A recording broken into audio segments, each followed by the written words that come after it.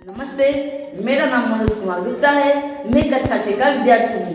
मेरे विद्यालय का नाम यूपीएस होशियार बलरामपुर है। तो दोस्तों, आज हम सब जानेंगे वृत्त। तो सबसे पहले हम जानेंगे वृत्त किसे कहते हैं। वृत्त किसे कहते हैं? एक समतल में, जैसे ये हमारा समतल है, एक समतल में एक निश्चित बिंदु से समान दूरी पर, जैसे ये समान दूरी पर स्थित बिंदुओं के समूह से निर्मित वक्र को हम वृत्त कहते हैं।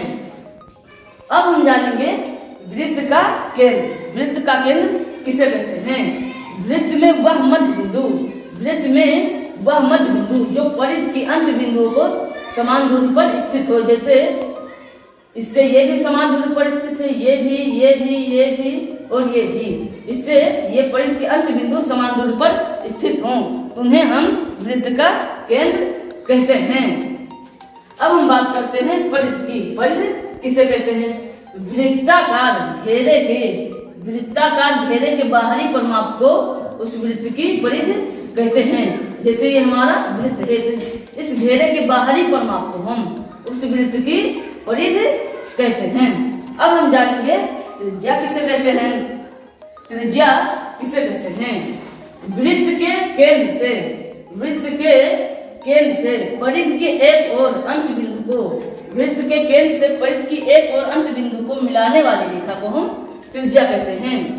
ये भी हम मिला दे, वृत्त के केंद्र से परिधि के एक ही ओर, जैसे ये भी एक और, ये भी एक और मिलाने वाली रेखा को हम उस वृत्त की त्रिज्या कहते हैं। तो अब हम बात करते हैं व्यास की। व्यास किसे कहते हैं? वृत्त के केंद्र से परिधि की दोनों ओर मिलाने वाली रेखा को, वृत्त के केंद्र से परिधि की दोनों ओर मिलाने वाली रेखा को वृत्त का व्यास कहते हैं। ये भी हमारा व्यास है और ये भी हमारा व्यास है। अब हम जानेंगे त्रिज्या और व्यास में अंतर, त्रिज्या और व्यास में संबंध क्या है। त्रिज्या है हमारा वृत्त के केंद्र से एक और, त्रिज्या हमारा एक और अंत बिंदु को मिलाने वाली रेखा से बनती हो, और व्यास हमारा दोनों ओर मिलाने वाली रेखा से बनती है। अर्थात हम कह सकते हैं व्यास बराबर 2 गुणे त्रिज्या, या त्रिज्या बराबर व्यास बटा 2, क्योंकि व्यास त्रिज्या के 2 गुना होता है। अब हम जानेंगे जीवा किसे कहते हैं।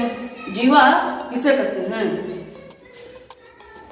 परिधि के अंत बिंदुओं को मिलाने वाली रेखा, परिधि के अंत बिंदुओं को मिलाने वाली रेखा जो केंद्र से होकर ना जाए उसे हम जीवा कहते हैं। जैसे ये भी हमारा केंद्र से होकर नहीं जा रहा है, ये केंद्र से होकर नहीं जा रहा है, ये भी एक जीवा हो गई, सी डी ये एक जीवा हो गया, ई एफ ये हमारा एक जीवा हो गया। जो केंद्र से होकर ना जाए उसे हम जीवा कहते हैं। और ये हमारा है, ये केंद्र से होकर जा रहा है, ये केंद्र से होकर जा रहा है, परिधि के 2 अंत बिंदुओं को मिलाने से केंद्र से होकर जा रहा है, तो इसे हम व्यास कहते हैं। और ये हमारा ये A B C D E F ये सब हमारा जीवा हुआ। अब हम जानेंगे चाप किसे कहते हैं। चाप किसे कहते हैं? वृत्त का एक भाग चाप कहलाता है। वृत्त का एक भाग चाप कहलाता है। जीवा द्वारा चाप को 2 बराबर हिस्सों में बांटा गया है। जीवा द्वारा वृत्त को 2 हिस्सों में बांटा गया है, एक ये हिस्सा है और एक ये हिस्सा है। इनमें बड़े भाग को हम दीर्घ चाप कहते हैं, ये हमारा दीर्घ चाप हो गया, और छोटे भाग को हम लघु चाप कहते हैं। ये हमारा ए बी सी लघु चाप हो गया और ए डी बी दीर्घ चाप हो गया। अब हम जानेंगे अर्धवृत्त किसे कहते हैं। अर्धवृत्त किसे कहते हैं? किसी वृत्त का कोई व्यास 2 बराबर भागों में विभाजित करता है। किसी वृत्त का कोई व्यास 2 बराबर भागों में विभाजित करता है।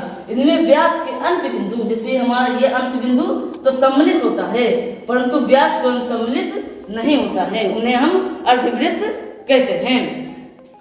अब हम बात करते हैं वृत्तखंड की। वृत्तखंड किसे कहते हैं? वृत्त की चाप और उसकी जीवा से घिरा हुए क्षेत्र वृत्तखंड कहलाता है। वृत्त का चाप, वृत्त की चाप और उसकी जीवा से घिरा हुआ क्षेत्र वृत्तखंड कहलाता है, तो इन्हें हम वृत्तखंड कहते हैं। अब हम जानेंगे त्रिज्यखंड किसे कहते हैं। त्रिज्यखंड किसे कहते हैं? वृत्त के चाप, वृत्त के चाप तथा वृत्त के चाप तथा चाप के अंत बिंदु, वृत्त के चाप तथा चाप के अंत बिंदु से जाने वाली त्रिज्याओं से घिरे क्षेत्र को हम वृत्तखंड कहते हैं। अब हम बात करते हैं वृत्त के अंतः क्षेत्र तथा बाह्य क्षेत्र। अंतः क्षेत्र किसे कहते हैं? अंतः मतलब अंदर और बाह्य मतलब बाहर। ऐसे बिंदु जो वृत्त के अंदर होते हैं उन्हें हम वृत्त के अंतः क्षेत्र कहते हैं। जैसे हमारा ये बी हो, ये हमारे वृत्त के अंदर है, तो इन्हें हम अंतः क्षेत्र कहते हैं। और बाह्य क्षेत्र ऐसे बिंदु जो वृत्त के बाहर होते हैं उन्हें हम बाह्य क्षेत्र कहते हैं। जैसे हमारा MP, ये हमारे वृत्त से बाहर है, तो इसे हम बाह्य क्षेत्र कहते हैं। धन्यवाद।